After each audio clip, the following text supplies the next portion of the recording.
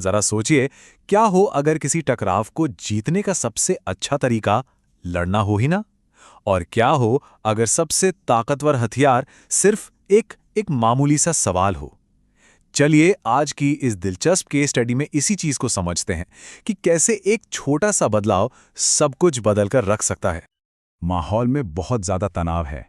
एक अधिकारी किसी को जबरदस्ती हटाने की कोशिश कर रहा है और उसके शब्द काफी कठोर हैं। हमारी कहानी ठीक यहीं से, इस टकराव के बीच से शुरू होती है। तो ये एक क्लासिक गतिरोध वाली सिचुएशन है। देखिए, एक तरफ है एक पुलिस ऑफिसर जो अपनी ड्यूटी कर रहा है और दूसरी तरफ हरमन नाम का एक परेशान व्यक्ति जो अपनी जगह से 1 इंच भी हिलने को तैयार नहीं है। दोनों अपनी अपनी बात पर अड़े हुए हैं। तो ऑफिसर का तरीका क्या है? बिल्कुल सीधा, सीधे सीधे कमांड्स, धमकियां और प्रेशर बढ़ाने के लिए एक काउंटडाउन। मतलब ये बल प्रयोग की क्लासिक स्ट्रैटेजी है।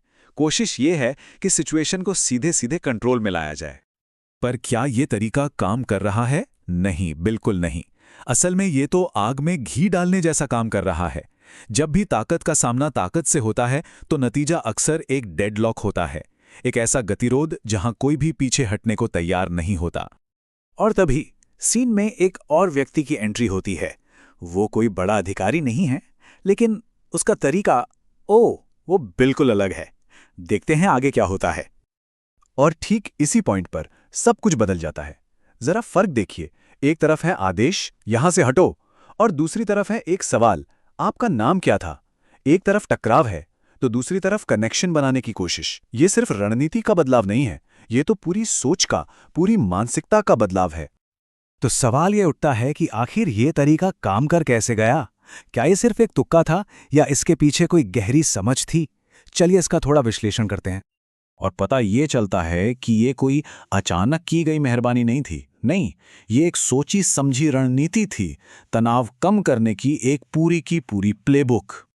ये प्लेबुक 4 आसान से कदमों में काम करती है। पहला कदम, अपनी आवाज धीमी करके माहौल को ठंडा करना। दूसरा, नाम पूछ के एक इंसानी कनेक्शन बनाना। तीसरा और बहुत जरूरी, असली समस्या को पहचानना, जो कि लड़ाई नहीं बल्कि ठंड है। और चौथा कदम, कॉफी जैसा एक छोटा सा ऑफर देकर पूरी बाजी पलट देना। तो सबसे जरूरी बात यही है, पूरी मानसिकता बदल गई। अब जोर इस बात पर नहीं था कि किसी को कुछ करने के लिए मजबूर किया जाए, बल्कि इस बात पर था कि समझा जाए कि उस व्यक्ति को असल में किस चीज की जरूरत है। पूरा फोकस ही शिफ्ट हो गया। लेकिन बात सिर्फ माहौल शांत करने तक ही नहीं रुकी। ये हस्तक्षेप तो हरमन की असली समस्या को हल करने के बारे में था। मतलब जो अभी का झगड़ा है उससे कहीं आगे जाकर। हरमन को सिर्फ हटाया नहीं गया, बल्कि उसे एक बेहतर ऑप्शन दिया गया, एक गर्म चर्च। उसे धक्का देने का एहसास नहीं, बल्कि मदद का भरोसा दिया गया। और तो और, एक छोटे से मजाक के साथ एक रिश्ता बनाया गया। आखिर में उसे जबरदस्ती नहीं, बल्कि सम्मान और एक विकल्प दिया गया। और बातचीत का अंत किसी आदेश से नहीं होता, बस उम्मीद की एक सीधी सादी पेशकश से।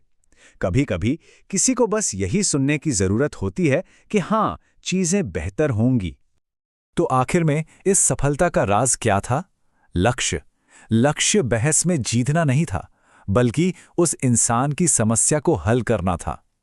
जब हम अपनी बात मनवाने की बजाय दूसरे की जरूरत पर ध्यान देते हैं, तो हल अक्सर अपने आप निकल आता है।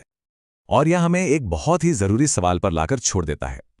कितने ही बार हम जिंदगी में आसान रास्ता यानी बल का रास्ता चुन लेते हैं, जबकि सही रास्ता यानी एक मानवीय जुड़ाव बनाने का रास्ता शायद हमें कहीं बेहतर नतीजे दे सकता है।